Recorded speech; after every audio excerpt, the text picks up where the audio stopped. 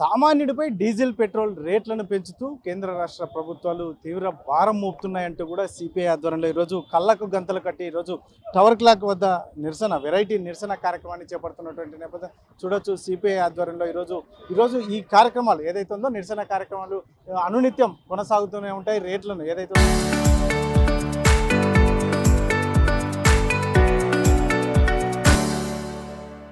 Diesel petrol రేట్లను తగ్గించేంత వరకు, ఎందుకంటే నరేంద్ర మోడీ చెప్తున్నది ఒకటి చేస్తున్నది ఒకటి అన్న చందంగా ఉంది. ఇటువంటి పరిస్థితుల్లో మాత్రం రాష్ట్ర వ్యాప్తంగానే కాకుండా దేశవ్యాప్తంగా నరేంద్ర మోడీ పాలనలో అతి సామాన్యులు తీవ్ర ఇబ్బందులు ఎదుర్కొంటున్నారని సిపిఐ నాయకులు వాపోతున్నటువంటి నేపథ్యంలో మరి నాయకులు ఏం చెప్తారు, వారి మాటలు వినే ప్రయత్నం చేద్దాం. సార్, ఏంటి మీ ప్రధాన డిమాండ్ ఏంటి సార్? నెల రోజుల కాలంలో 4 మార్లు పెట్రోల్ డీజిల్ గ్యాస్ ధరలను పెంచినటువంటి ఘనత ఎన్డీఏ ప్రభుత్వానికి, ప్రధానమంత్రి నరేంద్ర మోడీ గారిది, రాష్ట్ర ముఖ్యమంత్రి చంద్రబాబు గారిది. పెంచిన పెట్రోల్ డీజిల్ గ్యాస్ ధరల పర్యవసానంగా ఇవాళ తినుబండారాలు ఏ ఓటర్లకు పోయినా రేట్లు రెట్టింపు అవుతూ ఉన్నాయి.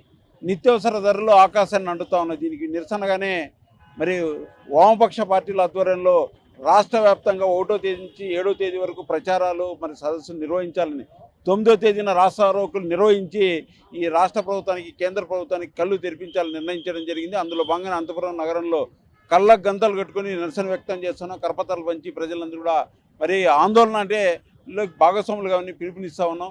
మరి కేంద్ర రాష్ట్ర ప్రభుత్వాలు అనుసరించేటువంటి ప్రజా వ్యతిరేక విధానాలకి నిరసన చేయాలని పిలుపునిస్తూ ఉన్నాం. ఏం చెప్తారండి ఇప్పుడున్న సిచ్యువేషన్లో కేంద్ర ప్రభుత్వం అవలంబిస్తున్న తీరుపై ఈ నిరసన కార్యక్రమాల వల్ల ఏమైనా తలొగ్గే పరిస్థితి ఉంటుందా, పునరాలోచన చేసే అవకాశం ఉంటుంది అనుకుంటున్నారు?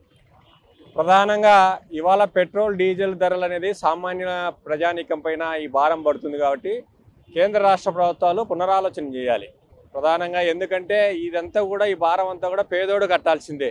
మరి అలాంటి ఆర్థికంగా పేదోడు చాలా బలహీనంగా ఉన్నటువంటి ఈ సందర్భంలో మరి పేదలకు మేము మంచి చేస్తాం, ప్రజా సంక్షేమమే మేము అని చెప్పుకున్నటువంటి ఈ గొప్పలు చెప్పే యొక్క కేంద్ర రాష్ట్ర ప్రభుత్వ పాలకులు వెంటనే దిగి రావాలి. ఇవాళ నెల రోజుల్లోనే 4 మార్లు పెట్రోల్ డీజిల్ ధరలు పెంచారు. ఇది ఏమాత్రం సరైంది? మరి 5 రాష్ట్రాల్లో ఎన్నికలు ముగిసిన తర్వాత మరి పెట్రోల్ ధరలు పెంచడాన్ని ఏ రకంగా చూడాలంటే, ఎన్నికలు ఉన్నప్పుడు మాత్రం మీరు ధరలు పెంచరు, ఎన్నికలు అయిపోయిన తర్వాత ప్రజలతో పని అయిపోయిన తర్వాత ప్రజలతో ఓట్లు వేయించుకునే తర్వాత ఈ రకంగా ధరలు పెంచడాన్ని ఏ రకంగా చూడాలి? మీరు ప్రజల సంక్షేమము, పేదోడు సంక్షేమం మీరు చూస్తూ ఉంటే మరి వెంటనే కేంద్ర రాష్ట్ర ప్రభుత్వాలు దిగి రావాలనే వామపక్ష పార్టీలు సిపిఐ అందు కూడా 1వ తారీఖు నుంచి 9వ తారీఖు వరకు కూడా నిరసన కార్యక్రమాలు ఈ రాష్ట్ర వ్యాప్తంగా చేపడతాం. కేంద్ర రాష్ట్ర ప్రభుత్వాలు దిగి రాకపోతే మాత్రం పెద్ద ఎత్తున ప్రజల నుంచి ప్రజాగ్రహానికి ఈ కేంద్ర రాష్ట్ర ప్రభుత్వాలు గురి కాక తప్పదని చెప్పేసి హెచ్చరిస్తా ఉన్నాం. సరే, ఏం చెప్తారు? డీజిల్ పెట్రోల్ రేట్లు పెంచడం వల్ల అతి సామాన్యుడి దగ్గర నుంచి రైతాంగం మీద కూడా ప్రభావం పడే అవకాశం ఉంటుంది. దీన్ని అసలు కేంద్ర ప్రభుత్వం ఆలోచన చేసే అవకాశం ఉంటుంది? ఈరోజు గ్రామీణ ప్రాంతాల్లో ఉన్నటువంటి రైతులు, చిన్న చితక పరిశ్రమలు, ఈరోజు గ్రామీణ ప్రాంతాలకు వెళ్ళే పల్లె వెలుగు బస్సులు, గ్రామీణ ప్రాంతాల్లో నుంచి రైతులు పండించే పంటలు తీసుకొచ్చే ట్రావెల్స్, ఈరోజు అనేకమైనటువంటి మళ్ళీ ప్రజల మీద అధిక భారాలు మోపుతూ ఉంటే దేశంలో ఎక్కడా లేని విధంగా పెట్రోల్ డీజిల్ ధరలు ఒక ఆంధ్ర రాష్ట్రంలోనే ఉన్నాయి. మరి నరేంద్ర మోడీ 5 సంవత్సరాలు మరి 25 సంవత్సరాలు పాలించిన గుజరాత్లో ఆ రేట్లు లేవు, ముంబైలో ఆ రేట్లు లేవు, మహారాష్ట్రలో ఆ రేట్లు లేవు, చెన్నైలో ఆ రేట్లు లేవు.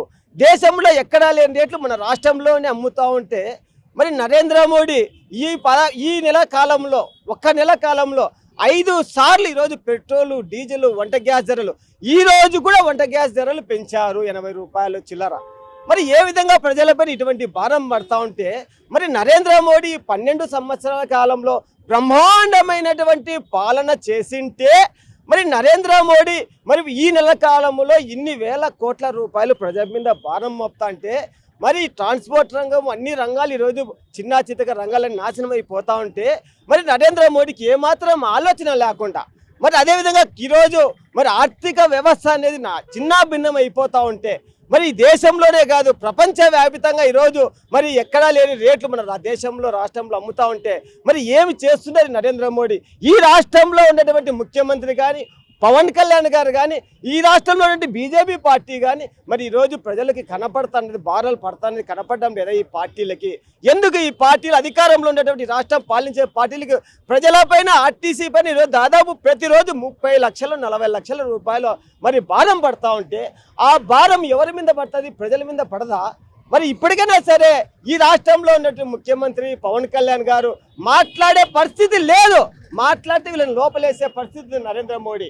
జగన్మోహన్ రెడ్డి మాట్లాడే పరిస్థితి లేదు, మరి ఇక చంద్రబాబు నాయుడు మాట్లాడే పరిస్థితి లేదు, బీజేపీ వాళ్ళు అసలు మాట్లాడే పరిస్థితి లేదు. అందుకే వామపక్ష పార్టీలుగా ప్రజల పక్షాన, కార్మికుల పక్షాన, రైతుల పక్షాన, అన్ని రంగాల పక్షాన ఈరోజు వామపక్షాల ఆధ్వర్యంలో దేశవ్యాప్తంగా రాష్ట్ర వ్యాప్తంగా నిరసన ర్యాలీలు కొనసాగుతాయి. ఇప్పటికైనా సరే నరేంద్ర మోడీ దిగరాకపోతే ప్రజలే నిన్ను దింపే రోజులు దగ్గరలో ఉన్నాయని చెప్పేసి కేంద్ర రాష్ట్ర ప్రభుత్వాలను హెచ్చరిస్తాను.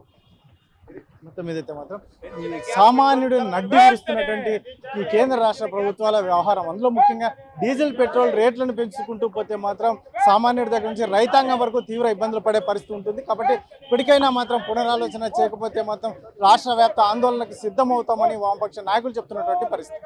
కెమెరా పర్సన్ సుధాకర్తో చెల్లా కెనేడు, RTV, అనంతపురం జిల్లా.